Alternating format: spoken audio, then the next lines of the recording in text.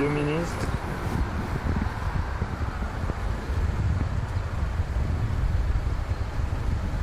Allez, viens ce vendredi. Ah ouais, je l'ai là. Ouais. Bruno Le Maire et Jean-Yves Le Drian seront présents à Évian vendredi 6 septembre pour la 28e rencontre franco-allemande. La chancelière allemande Angela Merkel ne sera pas de la partie.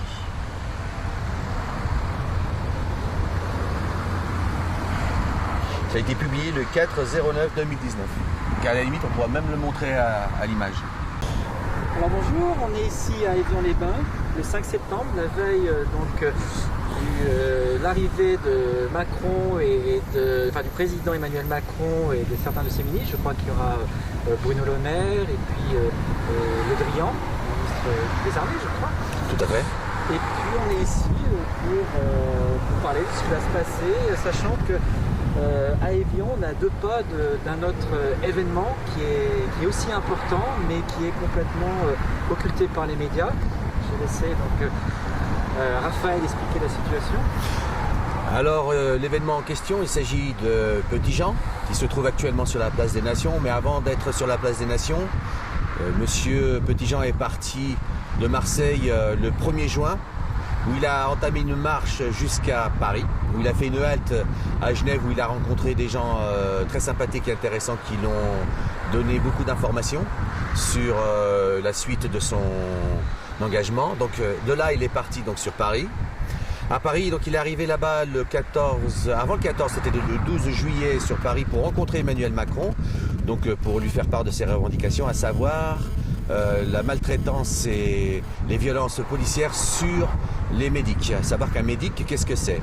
Un médic, c'est une personne secouriste qui vient en aide à toutes les personnes lambda, c'est-à-dire des passants, vous, moi, n'importe qui, aussi aux personnes manifestantes, comme par exemple les gilets jaunes, et pas simplement, aussi les forces de l'ordre. C'est-à-dire que quand un force de l'ordre, un gendarme ou un policier se trouve blessé, il se doit donc d'aller le secourir. Donc c'est sa vocation de secourir les gens.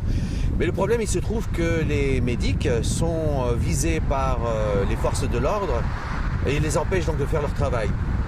Ils sont donc victimes de violences assez graves, parce que c'est des coups, des blessures, on leur tire dessus au LBD.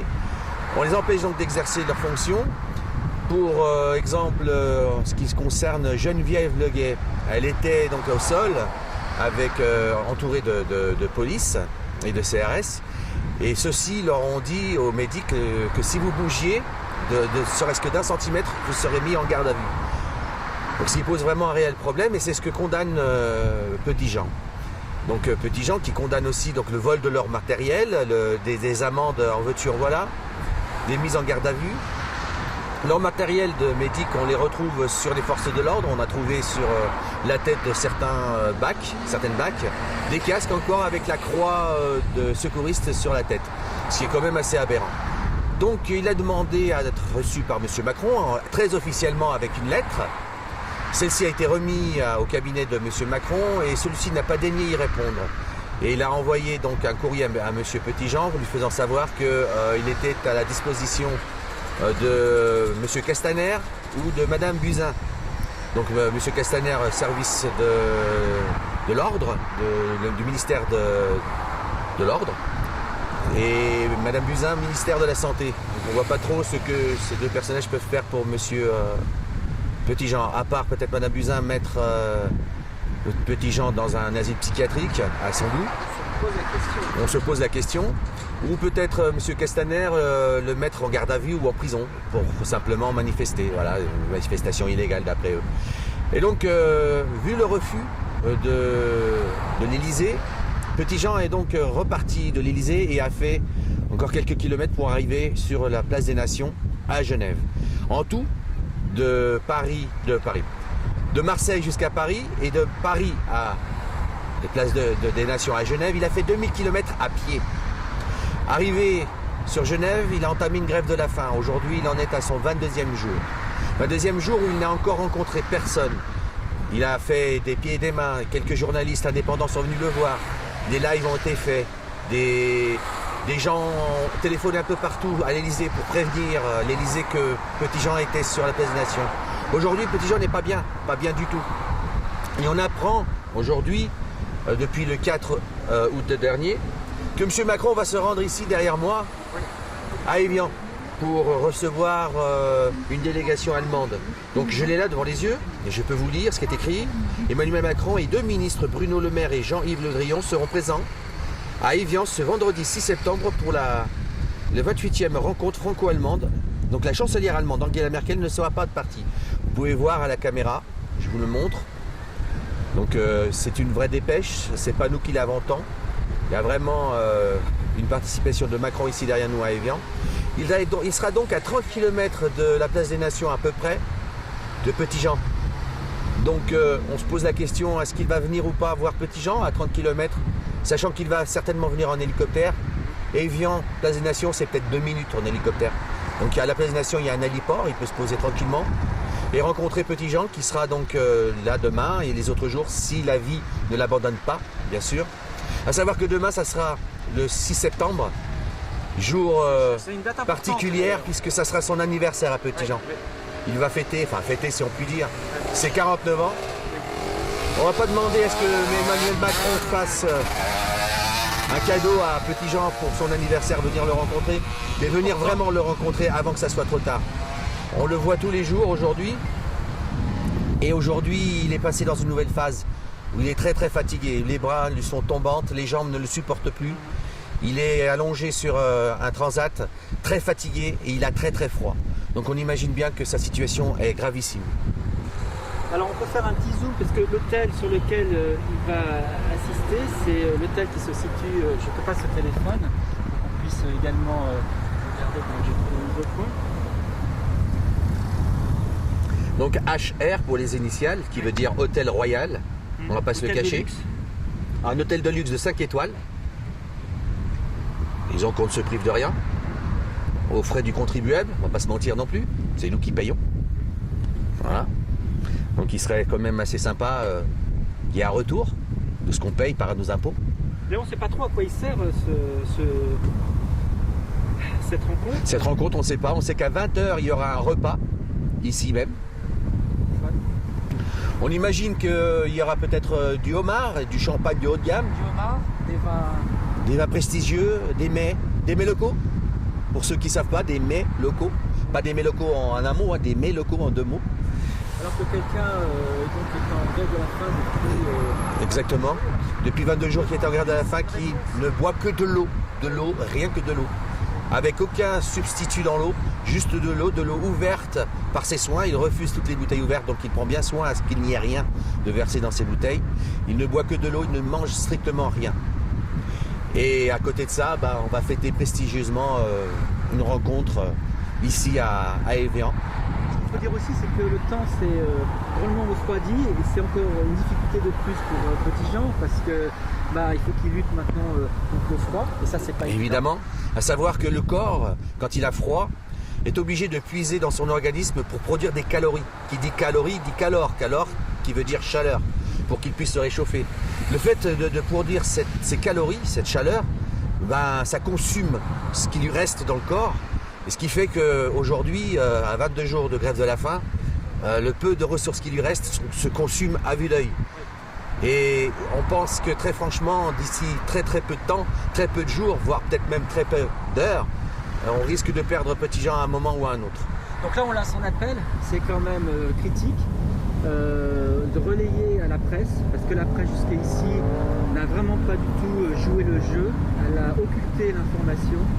On ne répétera jamais assez que la marche de Petit-Jean a démarré, c'est pas d'hier, ça a démarré en juin. Oh, le 1er juin. Le 1er juin, c'est-à-dire qu'il a fait tout d'abord 450 km pour aller à Genève, où il a quand même fait l'exploit de rencontrer des représentants de l'ONU, des représentants des droits de l'homme. On n'en a absolument pas parlé. Il a continué son périple jusqu'à Mont-Solamine où il y avait l'Assemblée des Assemblées, où il a également été interviewé par des journalistes indépendants et puis des presses étrangères. Mais l'événement avait été totalement censuré par la presse française. Il a continué jusqu'à Paris. À Paris, alors on se souvient, il est arrivé quelques jours avant le 14 juillet, donc le président était là. On ne peut pas dire qu'il n'était pas là. Il est allé, il me semble, il s'est présenté autour du 10 ou 11 juin, où il s'est fait refouler à Élysée. Comme un malpropre. Voilà, on lui a dit de déposer un courrier, ce qu'il a fait.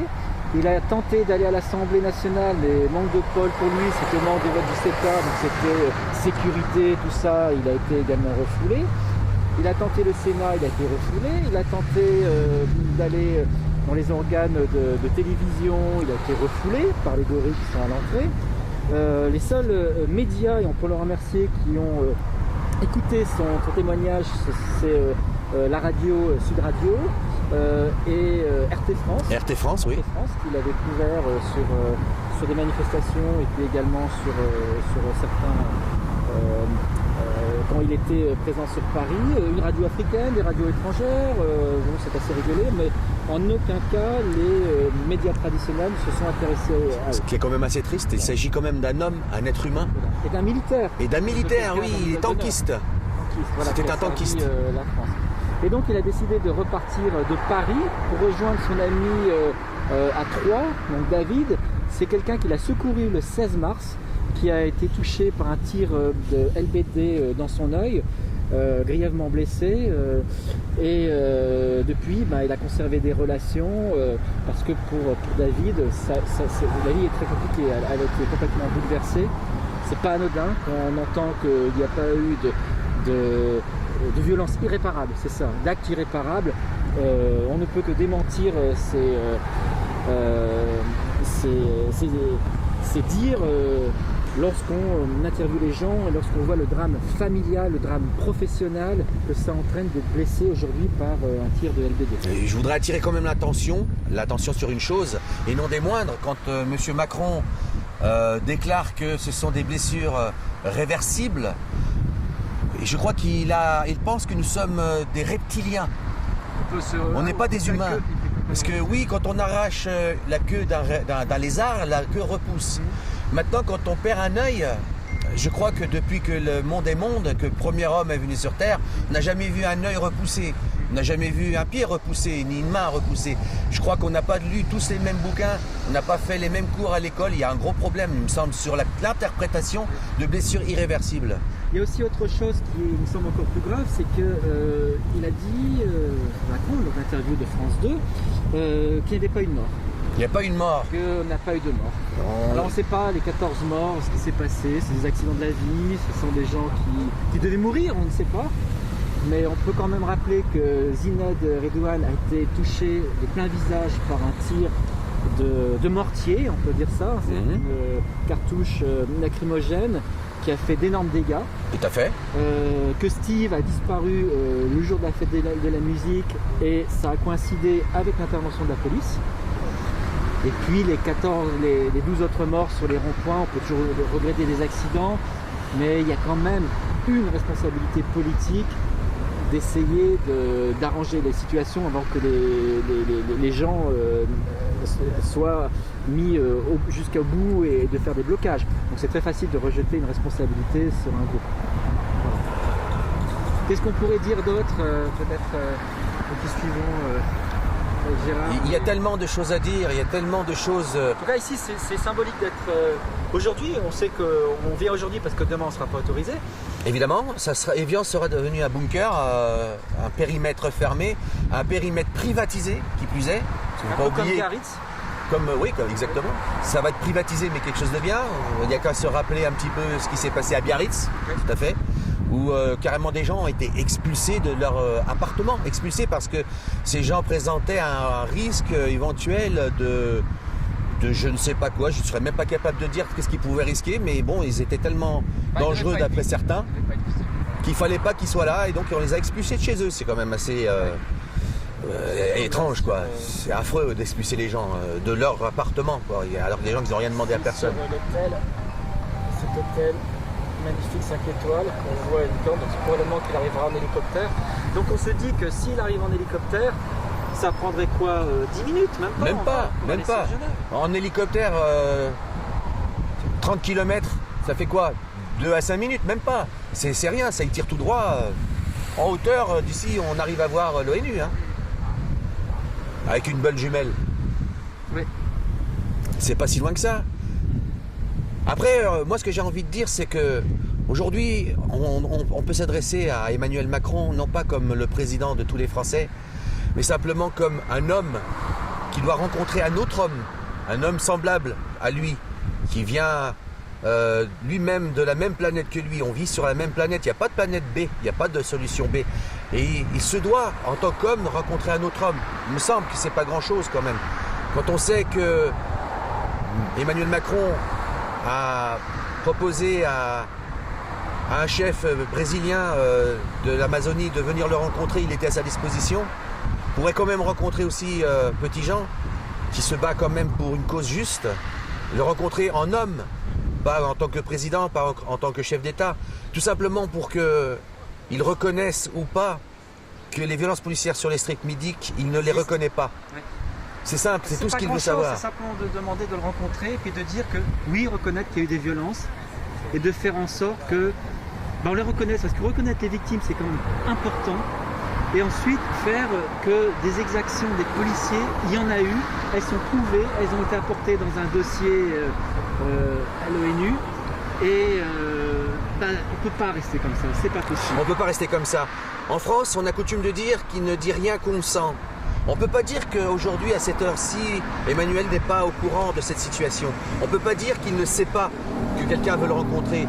On ne peut pas dire qu'il ne connaît pas le nom de Petit-Jean, de Jean-Marie. On peut pas dire que les médias ne savent pas tous, parce que ce n'est pas que des gens d'organisation, c'est-à-dire des citoyens. On sait qu'il y a des milliers, des dizaines de milliers de personnes qui suivent sur les réseaux sociaux, sur ces pages Facebook, c'est relayé sur des chaînes. Donc même si les médias censurent, et c'est le cas, on en a la preuve, évidemment, l'information passe, l'information est connue, l'information est même connue mondialement. C'est quand même un comble de savoir que une chaîne algérienne a fait un reportage, une chaîne anglaise, une chaîne. On a des reportages de plusieurs pays et partout. Et la Russie aussi. La Russie. C'est un média a fait une interview à Petit-Jean. Ça a fait un papier en Russie et ça a fait du bruit. Donc si ça a fait du bruit en Russie, même Poutine est au courant. C'est quand même invraisemblable. Comme je disais juste avant, qui ne dit rien qu'on sent. Il faut se poser la question, donc vis-à-vis des revendications de Petit-Jean, à savoir si M. Macron est d'accord sur le fait que les violences policières sont légitimes envers les districts médics. Est-ce qu'on peut normaliser des violences? C'est ça le problème. Voilà. S'il ne répond pas, s'il ne vient pas à la rencontre de Petit-Jean, s'il garde ce silence, peut-on conclure qu'il consent à ce que les violences policières soient légitimes envers les sécuristes, les secouristes, les districts médics, les médics? Est-ce qu'on peut dire qu'il consent à ça? Est-ce que c'est ça sa réponse, qui ne dit rien consent? C'est ça la réponse d'Emmanuel Macron, de garder le silence, de ne pas répondre? On est en droit de se poser cette question. Évidemment, on ne va pas répondre à sa place parce que nous ne sommes pas légitimes pour répondre à sa place. Mais à lui de répondre vraiment, de ne pas garder le silence comme il le fait jusqu'à maintenant. C'est immonde de garder ce silence. C'est pas digne. Ça ne se fait pas. Les médias aussi. Et les médias, où on a prévenu tous les médias français, France 2, France 3, TF1, tous les médias, ils sont au courant. On leur a téléphoné, on leur a envoyé des mails. Ils ont répondu, non, ça ne nous intéresse pas, on a déjà couvert. Couvert quoi? Un homme qui est en train de mourir de la faim? On va pas dire, avait dit, on a déjà traité les violences. On a déjà traité les violences, c'est terminé, mais pourtant non, elles existent. Non, on ne peut pas dire que dans le passé, on a déjà traité des violences. Le passé, c'est le passé. Aujourd'hui, c'est le présent. Et le présent est là. Et il est là devant nous. Et il faut l'assumer comme il est, ce présent. Et faire avec. Et ne pas l'ignorer. En tout cas, ce qu'on fait ici, c'est de garder trace, souvenir, de prouver que là, en étant ici aujourd'hui à Évian, en faisant ce reportage, qui sera publié un jour, de montrer que voilà, on attend ça, le minimum de la presse, de respecter la charte de Munich des journalistes, savoir que quand il y a une information, eh ben on la donne. Évidemment. Moi, je voudrais rajouter une petite chose. Un jour, je suis allé à Paris en manifestation. Une journaliste m'a demandé, les yeux dans les yeux, devant une caméra, si j'avais Emmanuel Macron devant moi, parce qu'il te regarde, qu'elle m'a dit, qu'est-ce que tu lui dirais? Eh bien, je lui ai répondu, sors de chez toi. Sors de l'Élysée, viens nous voir à pied parce que nous sommes venus te voir, nous sommes venus te chercher comme tu nous l'as dit. Alors nous on t'invite à venir nous voir, à venir vers nous.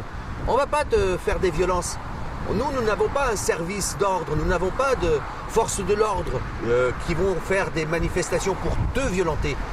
Nous ne sommes pas comme ça. Il faut savoir que, comme disait Olive, c'est action-réaction. Quand on tend une claque à quelqu'un, il faut s'attendre qu'il y ait une réaction derrière. Toutes les choses ne sont pas gratuites. Il ne faut pas croire que ça se fait comme ça. S'il n'y avait pas de provocation, il n'y aurait pas de réponse. Et pour cause, ce 31 dernier, sur la place des Nations, se sont réunis à peu près 5000 gilets jaunes. Ils sont venus manifester et apporter un dossier sur les violences policières. Eh bien, aussi curieux que cela puisse se paraître, il n'y a pas eu un seul incident. Tout s'est passé dans une joie et une chose extraordinaire.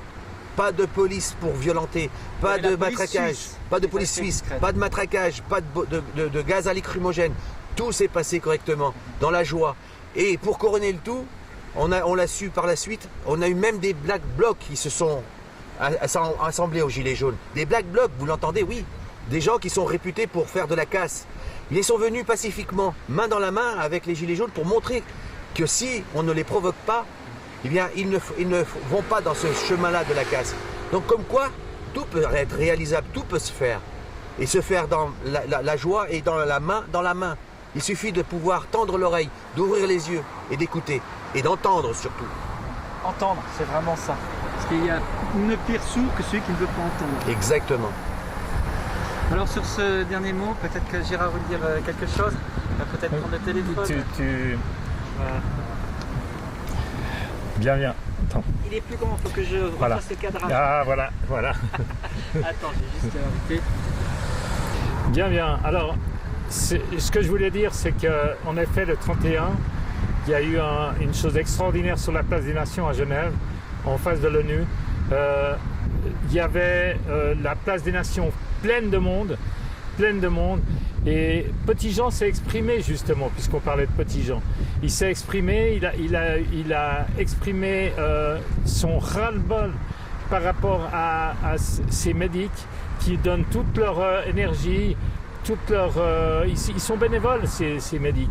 Et en étant bénévoles, eh bien, ils s'attendent à ce que la police les respecte et au contraire, ils sont comme les manifestants dans des situations où ils vont recevoir des coups de matraque, ils vont recevoir des gaz lacrymogènes, on leur vole leur matériel, tout ça,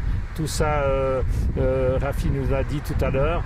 Et en fait, ce qui était formidable sur cette place des Nations, c'est cette chaîne humaine qui s'est terminée en un fleuve humain sur cette place des Nations, avec une écoute vraiment forte de pas seulement les médics, bien sûr il y en avait aussi, mais aussi des mutilés qui étaient là avec un œil